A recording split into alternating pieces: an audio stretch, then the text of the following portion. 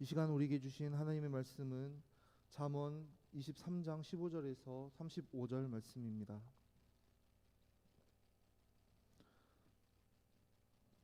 잠언 23장 15절에서 35절 말씀입니다.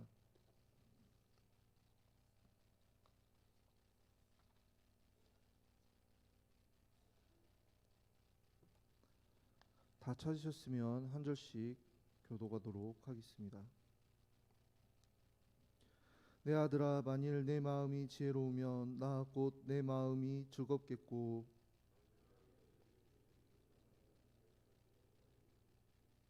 내 마음으로 죄인의 형통을 부러워하지 말고 항상 여호와를 경외하라.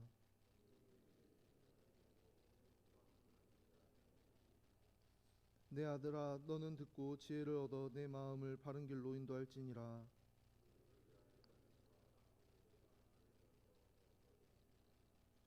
술 취하고 음식을 탐하는 자는 가난하여질 것이요 잠자기를 즐겨하는 자는 헤어진 옷을 입을 것임이니라.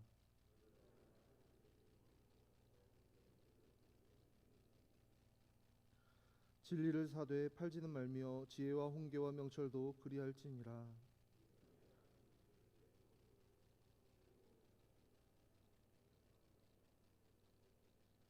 내 부모를 즐겁게 하며 너를 낳은 어미를 기쁘게 하라.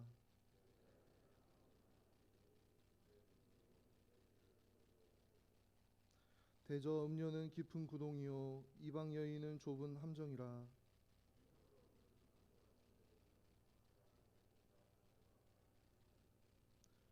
재앙이 네게 있느뇨 근심이 네게 있느뇨 분쟁이 네게 있느뇨 원망이 네게 있느뇨 까닭 없는 상처가 네게 있느뇨 붉은 눈이 네게 있느뇨.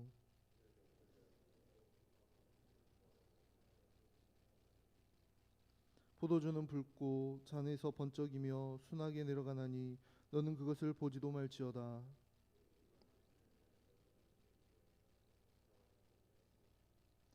또 내 눈에는 괴이한 것이 보일 것이요 내 마음은 구부러진 말을 할 것이며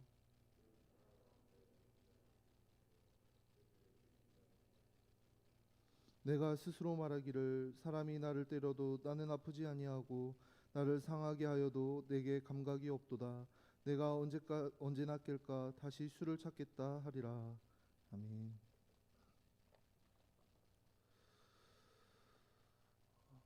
말씀으로 시작하는 월요일 아침입니다.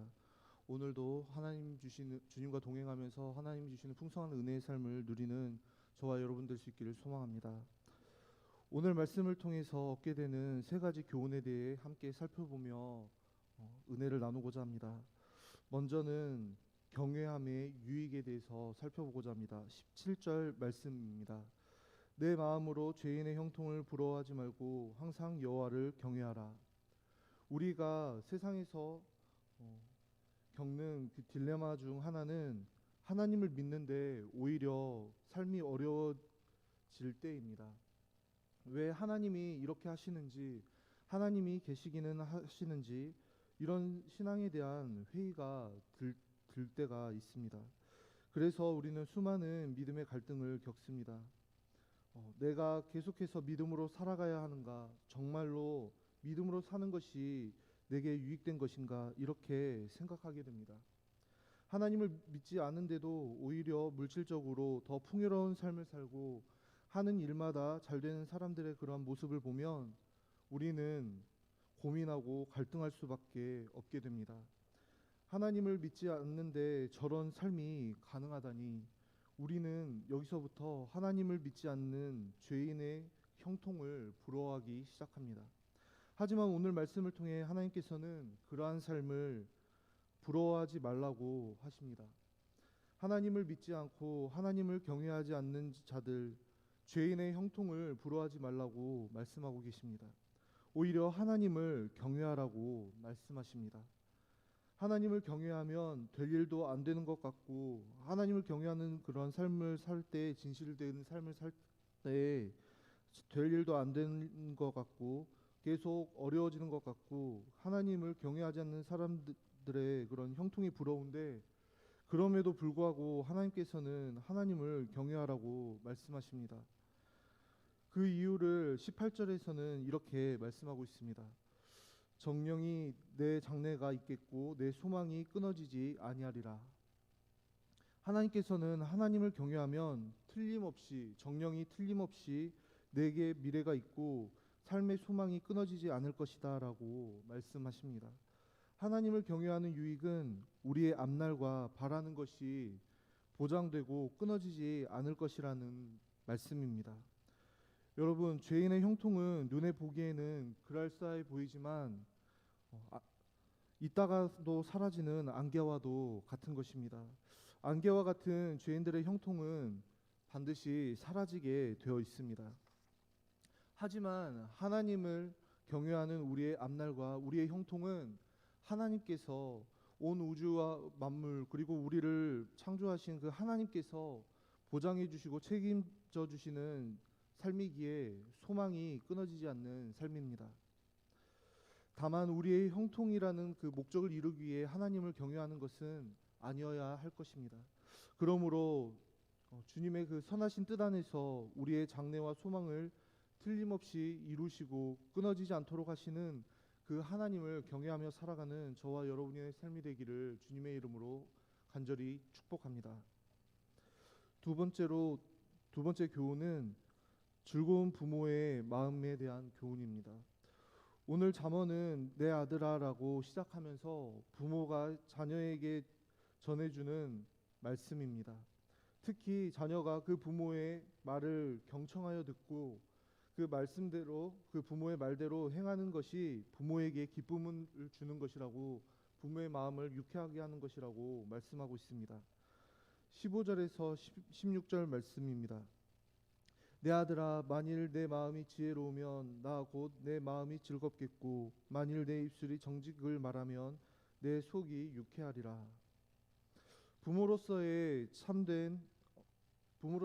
이 잠언 기자는 자녀에게 지혜롭게 되기를 강조하면서 내가 지혜롭고 정직하면 부모인 내 마음이 즐겁겠고 기쁠 것이라고 말하고 있습니다.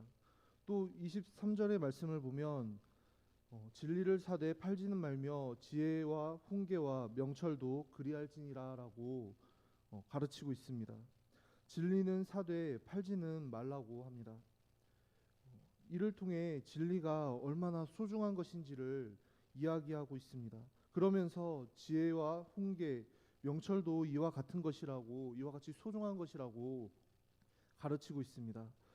그러면서 24절에 이어서 의인의 아비는 크게 즐거울 것이요 지혜로운 자식을 낳은 자는 그로 말미암아 즐거울 것이니라라고 말씀합니다. 앞선 잠언에서는 미련한 자와 거만한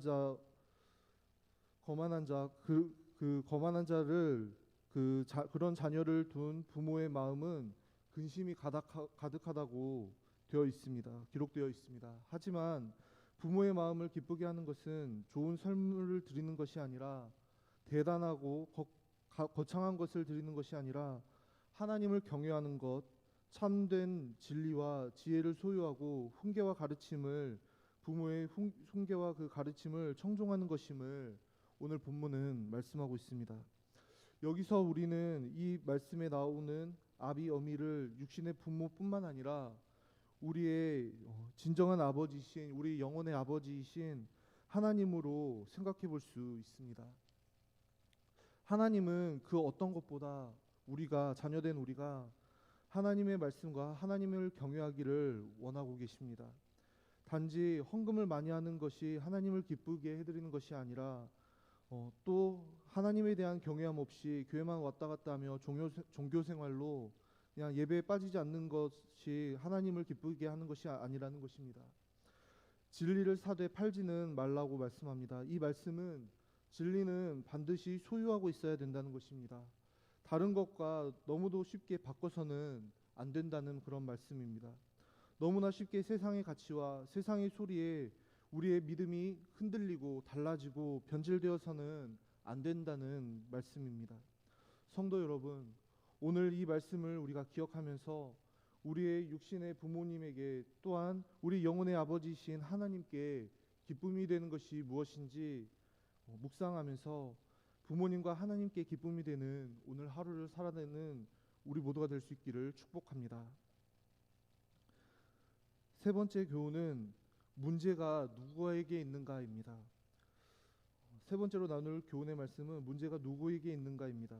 오늘 본문은 29절과 30절 말씀인데요. 오늘 본문 29절과 30절 말씀인데요. 먼저 29절 말씀을 살펴보도록 하겠습니다. 죄악이 네게 있느뇨, 근심이 네게 있느뇨, 분쟁이 네게 있느뇨, 원망이 네게 있느뇨, 까닭없는 상처가 네게 있느뇨, 붉은 눈이 네게 있느뇨. 이 29절에 많은 문제들이 나오는데 이러한 문제들이 누구에게 있냐는 것입니다. 그러면서 30절에서 이렇게 말씀합니다. 술에 잠긴 자에게 있고 혼합한 술을 구하러 다니는 자에게 있느니라 라고 말씀하고 있습니다. 한마디로 그놈의 술이 문제라는 것입니다. 흔히들 술로 인해 잘못을 저지르는 그런 사람들이 하는 변명이기도 하죠. 그놈의 술이 문제다. 술에 취해서 제정신이 아니었다. 이렇게 술 취해서 자신이 한 잘못에 대해 변명하는 것을 우리는 주변과 또 매스컴을 통해 종종 보게 됩니다. 그런데 여기서 술에 잠긴 자, 술에 잠기다라는 말은 떠나지 못하다, 우물쭈물해서 거기 머무르다라는 뜻이 담겨 있습니다. 그러니까 술에 잠긴 자라는 말은 술에 계속 머무르고 빠져 있는, 그리고 빠져나오고 싶은 마음이 있어도 행동하지 않고 우물쭈물하고 있는 사람을 의미합니다. 결국 이것은 떠나기 싫다, 떠나지 않겠다는 의지의 표현인 셈입니다. 이런 사람들이 뭐라고 말하는지 35절의 말씀을 보도록 하겠습니다. 내가 스스로 말하기를 사람이 나를 때려도 나는 아프지 아니하고 나를 상하게 하여도 내게 감각이 없도다. 내가 언제나 깰까 다시 술을 찾겠다 하리라.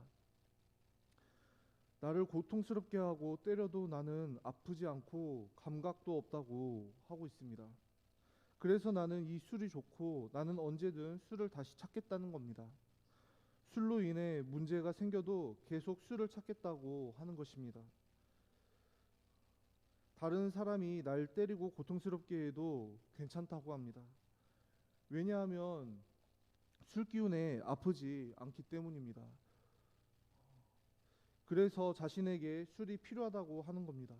자신의 괴로운 마음 또 힘든 마음을 술에 취해 있으면은 그 마음이 아프지 않고 감각이 없어진다고 느끼기 때문에 자신은 끊임없이 이 술을 찾고 술에 취해 있겠다고 고집하고 있는 것입니다. 정말 술이 그러한 문제를 해결해 줄 수 있는 것일까요? 사람들은 취중진담이라는 말을 하곤 합니다. 취중에 하는 말이 진짜 진심이 담긴 말이다라는 진심이 표현이 잘 표현된다는 겁니다. 그런데 여러분, 그게 정말 술김에 하는 말들이 진심일까요? 진정성이 있는 말일까요? 그렇게 말하는 게 진정성이 있는 그렇게 말하고 나면 후련해질까요? 과연? 그렇다고 하는 사람들보다 그렇게 하고 나서 다음날 아침에 일어나서 후회하고 또 그것을 수습하기에 급급해하는 모습이 있는 그런 사람들이 훨씬 많다는 것을 알 수 있습니다. 우리의 영적인 문제, 신앙의 문제 또한 이렇습니다. 하나님을 경외하지 않아서 생긴 문제를 자꾸 세상의 방법으로 해결하려 하면 해결이 되냐는 것이죠. 여러분, 우리의 문제는 계속해서 반복됩니다. 그리고 또 반복될 것입니다. 하지만 하나님 안에서 그리고 복음만이 우리를 그러한 현실에서 죄의 문제에서 우리를 온전히 자유하게 할 수 있는 줄을 믿습니다.